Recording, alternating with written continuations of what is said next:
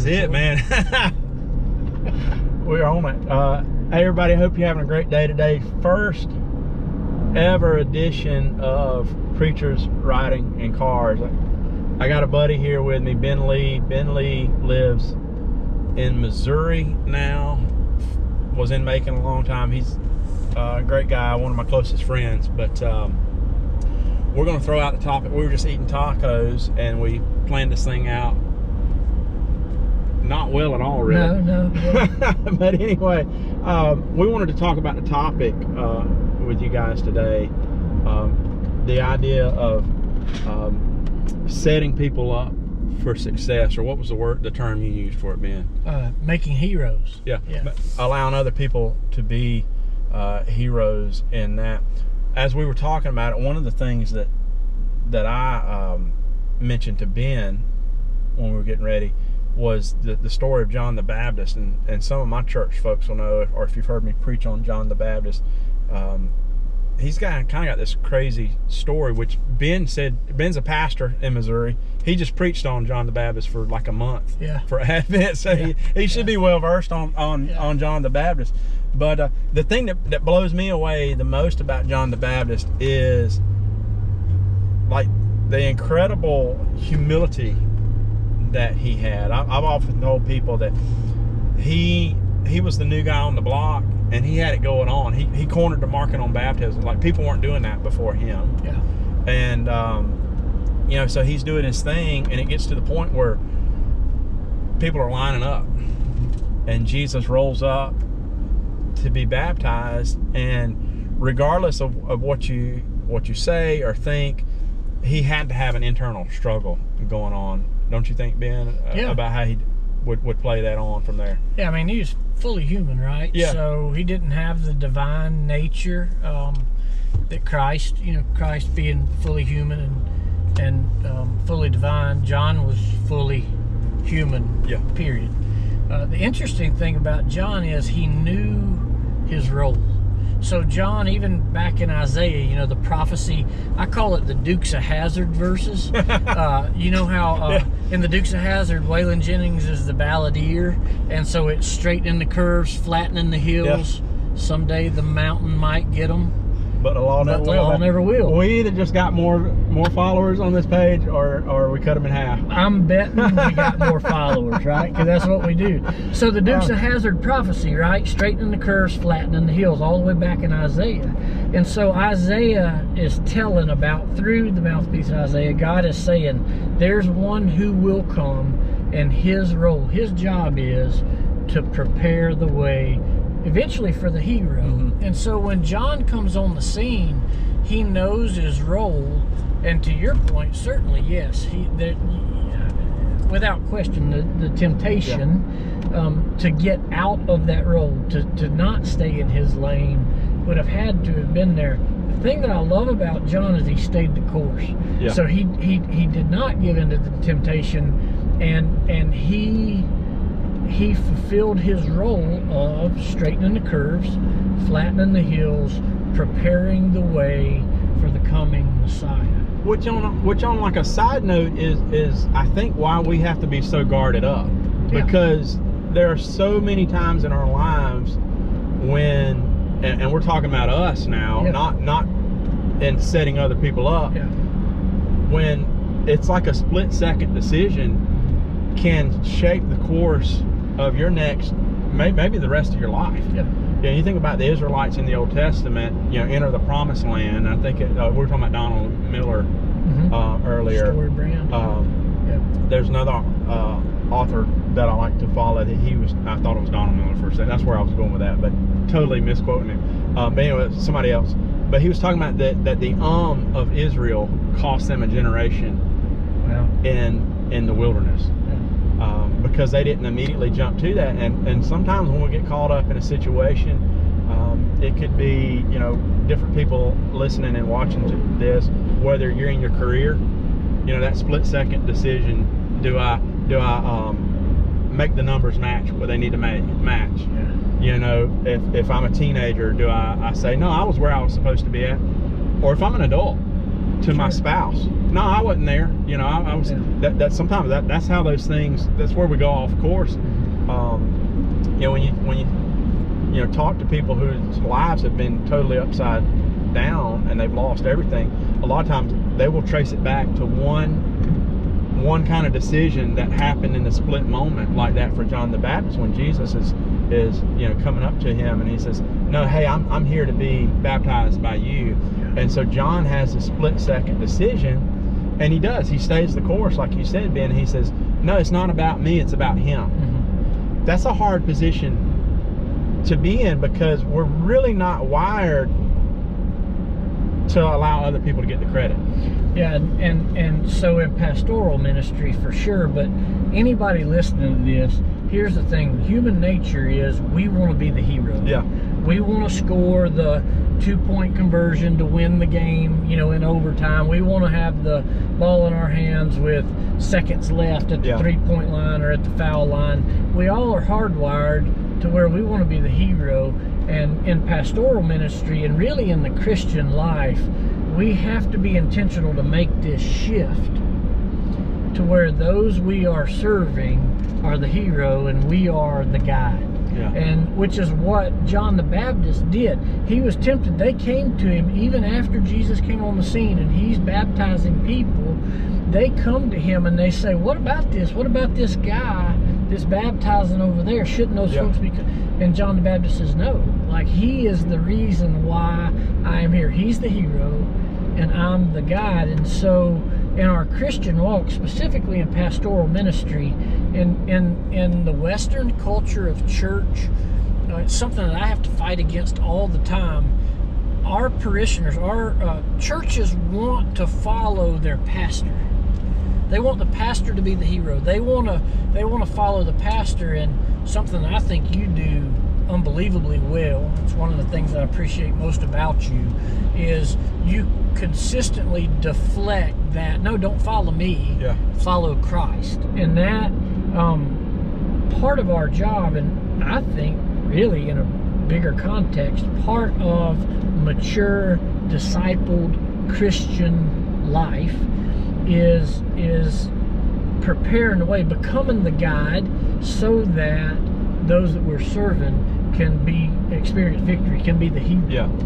And I think when we do that, it's important to understand that being the guide has responsibility to that, and I can be a good guide, or I can be a bad guy. Oh yeah, guide. And we both know bad guides. And there's probably people maybe chiming in. Don't put a message in there like, I remember when you led me astray. But there are all kind of stories of ministry could pop up. Yeah. But I think about Jesus. When Jesus got ready with the disciples, his 3 years of ministry training with them was like a sort of baptism by fire. Like there was like no easy days on the job, with Jesus at all. Yeah. But he's like, he gives them the keys to the kingdom in Luke. And he says, hey, you've seen, this is the Jared Middleton paraphrase, you've seen me do some crazy stuff. You're going to do some even crazier stuff. Greater, yeah. And my name, here's the keys, here's the power to the kingdom. Go out and do greater things. And then he sends them out by 2. And he's like, boom, just go do it. Yeah. And I think we have to be careful that when we set it up, it's easy. We're both parents. Your kids are a little bit older than my kid, but as a parent, to me, it's one of the best illustrations of this. As a parent, I have to be careful that when I'm guiding my kids to do new things, that it's an achievable goal. Oh yeah. And if you've listened to the car devotions, we were talking about this, the other day with New Year's resolutions, and in terms of that, like if you've never been a hiker or you've never been an outdoors person, you probably shouldn't say, well, I'm gonna hike Mount Everest this year, because you're probably not gonna do it, and then you're gonna be failed in that. So if like as a parent, I took my kid out and they're old enough not to believe everything sometimes we try to get, sure, Ben and I are liking this, like, eat this, it's gonna taste great, and we know it's spicy, right? Yeah. But if we went outside, we're just driving by, there's like a Boys and Girls Club gym right here, that's it's a gym, so it's pretty tall. But if I took my kids out there and I said, hey, jump over that gym, and then I walk inside and I come back out like 30 minutes later and I'm like, what are you doing? And he's like, I'm trying to jump over this gym. And if my response was, you hadn't figured out you can't do that by now? Like, why as a parent would I give my kid a goal that was unattainable? And so I think sometimes we do that with other people. Sometimes we do it with other people in the church. Sometimes we do it with people outside the church in our jobs or in our careers. We set this like unrealistic expectation, and then when somebody's not able to achieve it, not only do they act surprised, because they're genuinely surprised, but sometimes we act surprised. Yeah, does that make sense? Yeah, and I see that the most in one-size-fits-all expectations. And so a lot of that is knowing, like genuinely knowing the people that you're journeying alongside. Yeah. And so expectations for one person may not be anywhere close to the expectations for another person. Yeah. So, you got some people that are in 7 centimeters, some people 7 inches, some people 7 feet, some people 77 feet. Yeah. And so the expectations for all of those individuals can't be the same. Yeah. Each person in their own journey is at different depths, different life experiences. And so I think one trap we got to be aware of, we got to know that it exists, is a cookie cutter expectation. There are people with experience and with the mental aptitude, the toughness to be able to climb Everest. And so don't cast Everest out completely. Yeah. There may be somebody that could do that this year. But there are also some people that may need to go walk Dawson Trails. Yeah. You know what I mean? Put an in-between in there, like. And that's part of being an effective guide. Let's do the dog walk outside the hospital. Literally. Yeah. And do that one, right? But back to the point of guide and hero, an effective guide is in tune and knows intimately, authentically, knows the people that she or he are in deep relationship with, and is okay not being the hero. Is okay, like when you're talking about Donald Miller, he talks about Daniel-san and Mr. Miyagi, or Katniss Everdeen and Haymitch, or all these different what Star Wars, Luke Skywalker and Yoda, and so. And now we've lost all the Star Wars because we just put. I've never seen any Star Wars. Legal disclaimer: I've never watched any of them. But the point is, we need to become, I believe, professing Christians need to become effective guides. Yeah. We need to quit trying to be the hero. There is a hero. We are not it. Yeah. And to really invest intimately in the lives of those that we are around and do life with, and become effective guides, flattening the hills, straightening the curves. I feel like we should jump something. Dude, give me a bow and arrow and a flaming. Give me a torch and a flaming arrow and a bow. Maybe if we were in the truck, we would do that. But the everyday driver. One of the things that I love that you said is being in tune with those that we're leading, that those people that we're guiding, like knowing who they are, what their capabilities are. Yeah. Years ago, we went on a trip to Alaska, and we went to one of those dog sledding kind of deals. Wow. Yeah. And it was kind of neat to see them, but they were just talking about how that master sledder has to know the different dogs. Oh, yeah. And this dog may be the lead dog, he may not be the lead dog, but even if he's not the lead dog, there's like 8 positions or however many on there, and they are in tune enough with those animals that they know which position that dog will work the hardest in, and if he moves them just one spot out, it throws the whole team off. Not as effective. And part of that is not only knowing the people, but being in tune, obviously, unapologetically, a Christian-based, deal here. Yeah. That for us, that's being in tune with the Father, the Heavenly Father. And when you look at the example of John the Baptist and you look at the example of Jesus Christ, those were 2 people that were completely in tune with God the Father, particularly Jesus, right? We know a lot more about his story in Scripture than we do John the Baptist, but it would frustrate the disciples. I mean, I can imagine there were times when the disciples were like, "I'm ready to quit, dude. Yeah. Dude, every time I need you, like we can't find you." Yeah.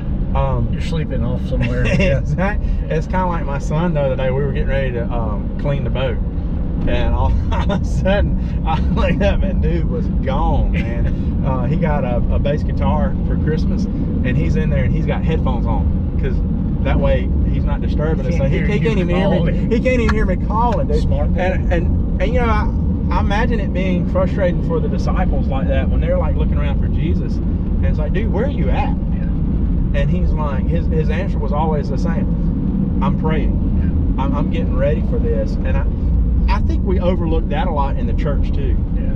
In terms of setting people up for success, in terms of even just the church.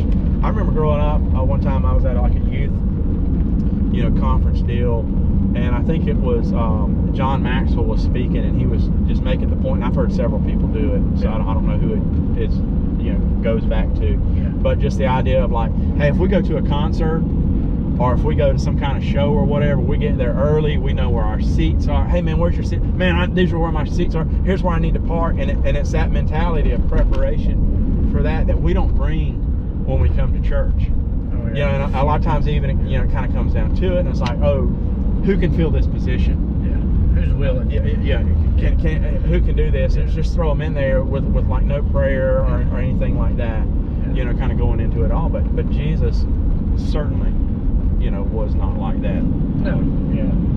And that, talking, kind of packaging some of that together, the authenticity, the intimacy, the journeying together, it is very, very much a two-way street. Yeah. So in our culture, unfortunately, churchgoers have taken on a consumerist mentality. And so it's a what's in it for me.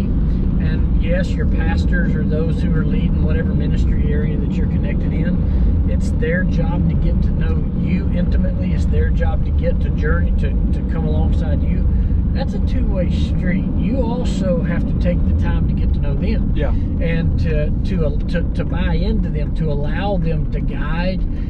Talking about Jesus and John the Baptist, one of my favorite, and that's thrown around a lot, in this case is actually true. One of my favorite passages is when Mary has come to know, Gabriel has visited Mary. Yeah. And she goes to Elizabeth's house, and she crosses the threshold, and she greets Elizabeth, and the text says that the baby in Elizabeth's womb leapt. Yeah.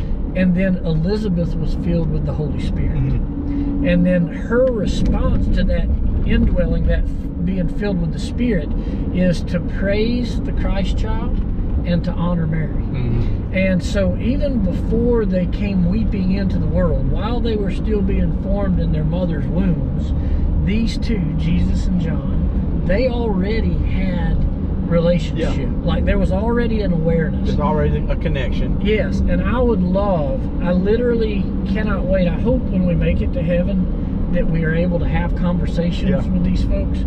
I would love to know, like, their adolescence.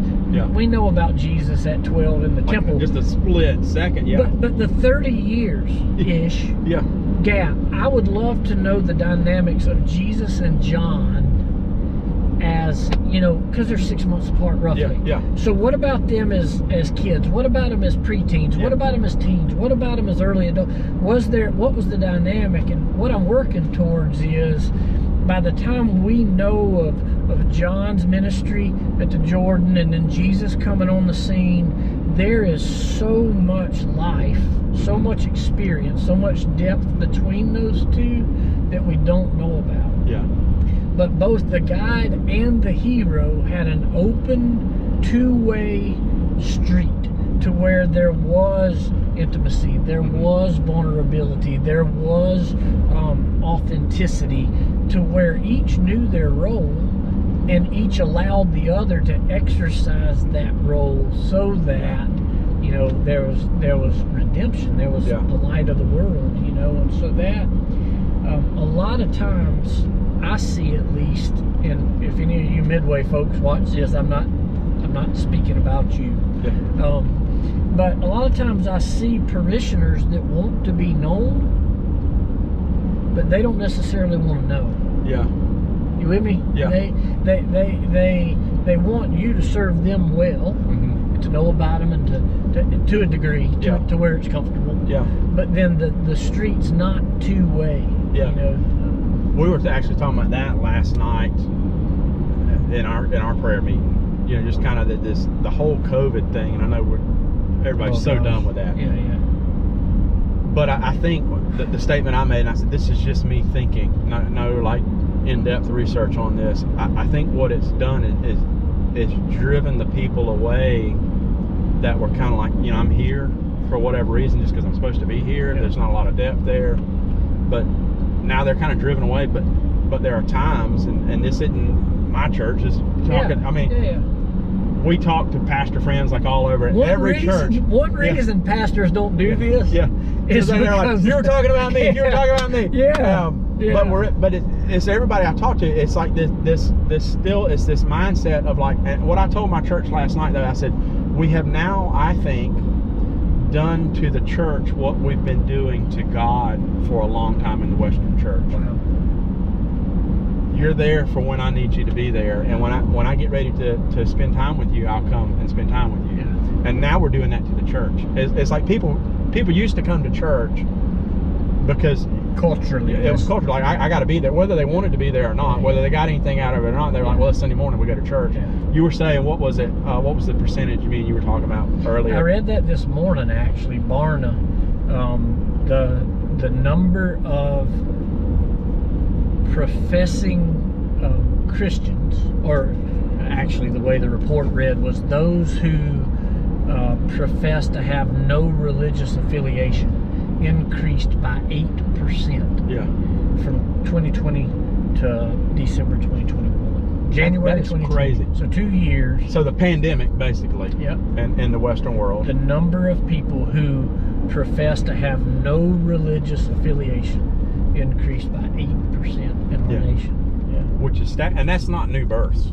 No. Yeah, I mean that's people who have walked away from the church. Yes. And then also what was it, 30%? The average church attendance is down 30%. Oh yeah, still, across the board. Across the board. And that's, I mean, you got to think that's cities, that's rural county churches, that's across, I mean, that 30% down from what their numbers were pre-pandemic. And kind of an example of this, which is not in our current settings, because Ben used to be a youth pastor too, and I used to be a youth pastor. Yeah. We're not now, so this is not any of our people right now. Yeah. But how many times as youth pastors did we share stories of people we didn't even know, and when it came time for graduation and graduation Sunday, you'd have so-and-so's a member of a church, and you've been there for like 4 or 5 years and you've never met them before. You're like, wait, who is this? I've had friends of mine that said they introduced themselves to students at graduation Sunday for like the first time. Yeah, I know, I've done that a lot. So, but it's this mentality of like, when I'm ready to spend time with God, He's there for me, because we've been so ingrained in our self, like you said earlier, our self-serve, culture. Consumerism, yeah. Like, when I'm ready to spend time with God, He'll be there for me. Yeah. Which is not what we see in the Old Testament at all. There are times in the Old Testament when the people of God, when they were like, okay, we're ready, and He's like, well, okay, you've got this situation to deal with still, and here are those Syrians, and they're they're kicking, they're going Dukes of Hazzard on you, or Boss Hog, or whatever it is to bring back to that. And so, but I think what we've done now is we've taken that shift, and now we've placed that on the church. People have kind of disappeared from the church. And this is my prophetic word. We'll see them come to the church when they need something, and then just kind of slip back. And some of that is on us now. Yeah. I mean, some of that by us, I mean the church. Yeah. Too long we have wanted to be the heroes. Yeah. And that at launch, something that came out just when we were visiting, that I think is profound. Actually, I want to, when I get back to my truck and can jot it down in my journal, I really want to unpack this more just in myself, in my own brain. But so in our Christian walk, if you are new to the faith, if you're lucky enough and Jared is your guide and you become the hero of your story, once you experience victory in Christ, we have to begin to disciple people to where at some point in their walk they transition from the hero to being a guide for somebody else. And then that person, after they experience victory and get solidified as the hero, they need to become mature enough and kind of held their feet to the fire to where then they become the guide. And I don't know that the church kind of big term church, I don't know that the church has done a very good job of communicating that expectation that yes, you're the hero of this story for a season, but then we expect you to become the guide. It's in the Bible. It's biblical, laid right out there. Over and over. Back to your point in Luke where Jesus says, you're going to go do greater things. That's the model. Which is bizarre because he could have said like, you'll do things that just go tell them about what I've done. Quite as good as what I've done. Like you'll heal them, but they'll still have a little limp. Or even to say, the wine won't be quite as good. To say, I've done these things. Go tell everybody you know about what I've done. That's not what he says. Yeah, exactly. What he says is, I did it. We were a couple months ago. I was preaching a sermon, and I used the illustration of track meets. I've never been a long distance track runner, but the relay race. The most important thing in the relay race is handing off the baton. And I've seen more relay races get botched, and you can go on YouTube. Some of them are great. Some of them go down in epic failure, and it comes down to not successfully handing off that baton. And I think for a long time we haven't done a good job in the church, in the Western church, and the churches that I've been a part of in this side of the world, is handing that baton over. Well, if I hand this off, they may not do it quite as good as I do. Well, that's fine. There's also a reality that they might do it better, and maybe that's our problem with handing it off too. My mom and I were talking about this last night, man. So we were sitting up kind of talking about this, and for some reason church work, like vocational ministry, specifically Sunday mornings, but also different ministry areas in the church, it's become so polished. Like it's become such a production that we're less likely to turn over different pieces and parts to people. And if we do, when we do, if they aren't done to our standards, we rush in and pick them back up. Pull it back. Instead of allowing people space and time to struggle, to refine, maybe to blotch an area, but then learn and then grow and then continue to refine. And I mean, we somehow, and I'm thankful, we talked about this at lunch. It was a good lunch, y'all. We talked about this at lunch, but the pendulum is beginning to swing back out of production, out of that polish, and into authenticity. And I think that Christians, all of us, if you are in a place of influence and leadership in a Christian role, we do need to venture into passing that baton to say, you have permission to go be great. And if at first that person or those people stumble, or if it isn't up to our standards, we need to allow them the time and space to figure that out, to learn, to refine, to grow. And then hopefully they will repeat that process when they become the guide for the next person who's... I mean, because I think about this for me, and you probably remember the first time you ever preached a sermon somewhere or led worship somewhere. And it's like, what a train wreck! What a train wreck that must have been. And it's like, how did those people gave me a lot of grace, so in that, and I think part of that is, given an environment where failing's okay. Maybe if somebody comes to you in a practical sense and says, hey, I think God's calling me to lead worship. I've never done it before. Maybe don't take them, to open mic, at the 4th of July festival in front of the whole town, but like do it in a setting, in an area that says, I'm going to set you up to succeed. I'm going to take out as many variables as I can so that you'll succeed. And then I'm going to start putting those variables back in. And so that as you grow and mature in that, you're the hero. And then, like you said, you're going to make the transition and to be that. You hope. And I think back, you talk about like the beginning of ministry, man. I was so blessed, and that gets tossed around and has kind of lost its salt. I mean it in every sense of the word. Yeah. I served under 2 incredible senior pastors. I mean, gifted. Yeah. And both of them were so gracious. And they poured into me. And there were times where they built me up. There were times where they checked me up. Yeah. There were times where they came and offered constructive criticism. There were times where they came and said, man, that was excellent. Yeah. You know, and that just sitting here, I'm getting emotional talking about it, but just sitting here talking about it, it's that aha moment, you saying, if we could rewind to when we gave our first sermons or when we first started in ministry, I'm so thankful those guys didn't rush in and snatch some of that back, but they allowed us to kind of figure ourselves a little bit and learn, and gosh, that's good. That's good. Yeah. I need to write that down too. Yeah. Well, I'll tell you what, so this has been a great first episode. It makes me wish I lived closer. We could do this. So he's in Missouri. So yeah, Ben is literally like my soulmate. We've been through a lot together, and he was down here for this, and I said, hey, not to throw this on you, I don't know when we'll be back together. I am planning to come up spring to fish with him though, so that'll be another episode in the spring. I hope we get to do that. Catch some big old paddlefish. So just to recap, how are you setting other people up to succeed, to be the hero?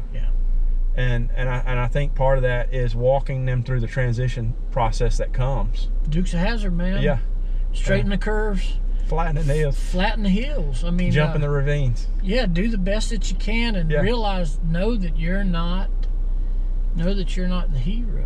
And so much of that, like we said, comes through knowing that person and knowing God the Father, and spending time praying over this and saying, you know, are they ready for this? How can I set them up? Intimacy, authenticity, and a lot of that's dictated by the person you're journeying with now. I mean, don't go blowing in there trying to be intimate right off the bat, because their walls will go up. But it's a two-way street in that. If you're watching this, you're in a leadership role, hope it's good. If you're watching this and you're in a parishioner type role,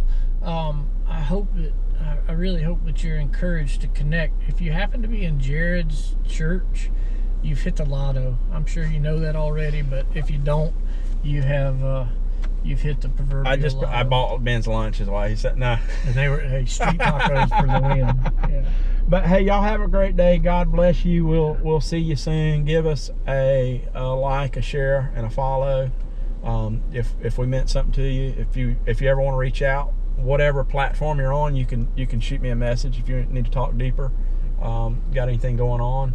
If you're in the Midway, Missouri area, go check out Midway Locust Grove, right? Yeah, come have a sandwich. We'll fix you a hot meal.